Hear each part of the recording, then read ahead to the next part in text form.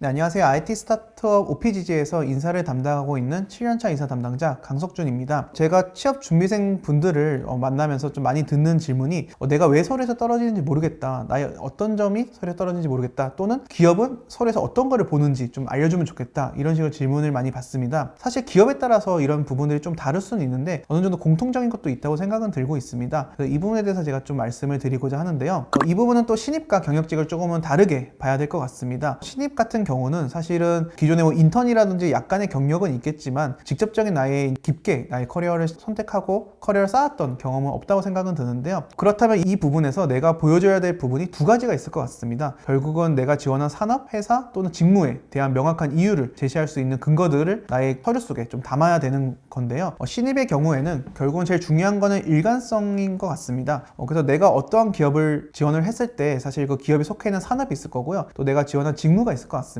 근데 이런 산업과 직무와 회사에 맞지 않는 경험만을 제시하고 있다면 그건 사실은 기업 입장에서는 이분이 왜 여기 지원을 했지?에 대한 명확한 답변을 이 서류에서는 찾아볼 수가 없습니다. 여러분들께서 기업을 지원을 하실 때 내가 왜 이 기업에 지원을 했는지에 대한 명확한 답변을 아예 서류 속에 좀 담겨놔야 되거든요. 이 부분은 사실은 이력서상에서는 내가 어떤 산업을 지원을 했다면 아니 어떤 직무를 지원했다면 그 직무와 관련된 아니 산업과 관련된 경험이 있으면 가장 좋을 것 같고요. 또 자소서에서는 결국 지원 동기에 대해서 좀 잘 적어주는 게 중요한 것 같습니다. 그래서 여러분들께서 지원 동기가 정말 없는데 어떡하냐 이러한 좀 고민을 많이 하시는데 사실 지원 동기는 내가 찾아내야 되는 거라고 생각은 들고 있습니다. 내가 지원한 이 기업의 예를 들어 상품을 그냥 즐겼다든지 이런 경험이 아니라 내가 어떤 사람으로 성장하고 싶은데 그 성장하고 싶은 모습 안에 나는 이 기업에서의 모습을 그리고 있다. 그래서 이 기업의 어떤 점이 나는 정말 마음에 들고 내가 어떤 점에서 더 잘할 수 있을 거라 생각을 한다. 이렇게 좀 명확하게 제시를 해주면서 나의 기여도와 나의 비전을 보여주는 게 오히려 그 지원 동기를 좀 풀어줄 수 있는 방법이라고 생각은 들고 있습니다.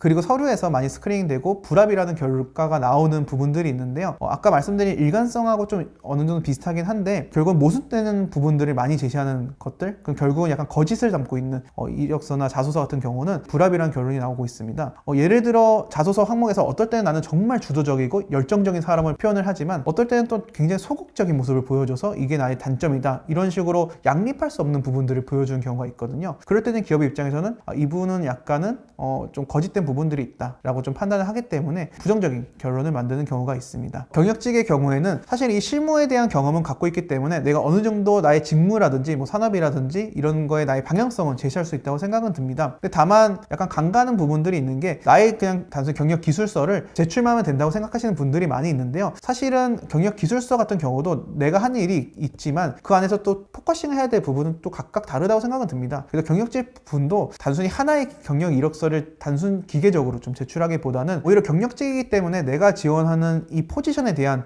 해석이 더 강하실 거라고 생각됩니다. 그럼 결국 이 포지션에서 정말 필요로 하는 경험 그리고 필요로 하는 역량이라든지 이런 부분들에 조금 더 포커싱을 해서 제출을 하신다면 조금 더 좋은 결과가 있을 거라고 생각됩니다. 이제 자소서라든지 이런 부분을 떠나서 또 이력에서 자주 보는 포인트들에 대해서 좀 궁금하신 부분들이 있는데요. 기업에서는 오히려 좀 덜 중요하다 생각하는 부분들을 취준생 분들께서는 약간 절대적인 기준으로 생각하시는 부분들이 있습니다. 예를 들어서 한국사 시험이라든지 일정 정도의 영어 점수라든지 이런 부분들을 반드시 갖고 있어야 되는 필수 이제 리콰이어먼트로 좀 생각하시는 부분들이 있는데요. 그거는 맞을 수도 있지만 다를 수도 있는 부분이 굉장히 크다고 생각됩니다. 예를 들어 뭐 해외 영업을 지원하시면 당연히 이제 영어를 잘하는 거를 서류에서도 이제 보여줄 수 있어야 된다 생각은 드는데 반면 이제 영어가 중요하지 않은 곳이라면 영어 점수가 없다 할지라도 사실은 그 부분에 있어서 뭐 결격이 된다든지 이런 부분은 많이 없거든요. 여러분들께서 결국 내가 지원하는 산업과 직무에 맞는 이력과 스펙이 어떤 건지에 대해서 오히려 역해석을 하셔가지고 내가 그 스펙들을 가지고 있나를 한번 살펴보면 좋을 것 같습니다. 그래서 일반적인 스펙도 있으면 좋지만 오히려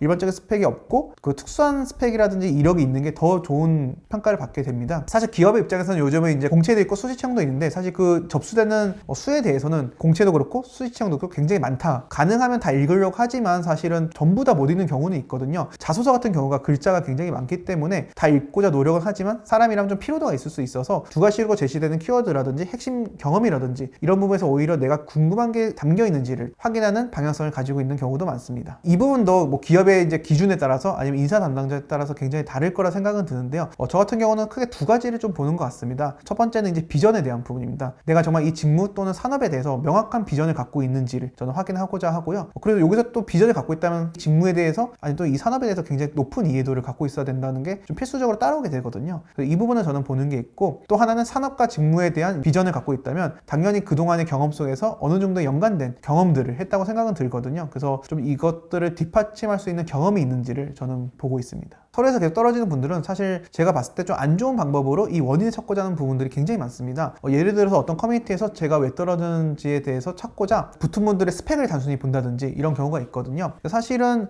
내가 서로에서 계속 떨어지고 있다면 뭐 절대적인 스펙이 부족할 수도 있겠지만 사실은 그것보다는 나의 경험이라든지 내가 제시하고 있는 것들이 그 기업에서 원하는 것들로 보여지는 게 아니라 단순하게 그냥 내가 이렇습니다를 그냥 보여준다고 생각은 들거든요. 그래서 제일 중요한 거는 나의 경험이라든지 나의 이력들을 재해석해서 기업이 원하는 모습을 보여주는 게 가장 중요할 것 같습니다.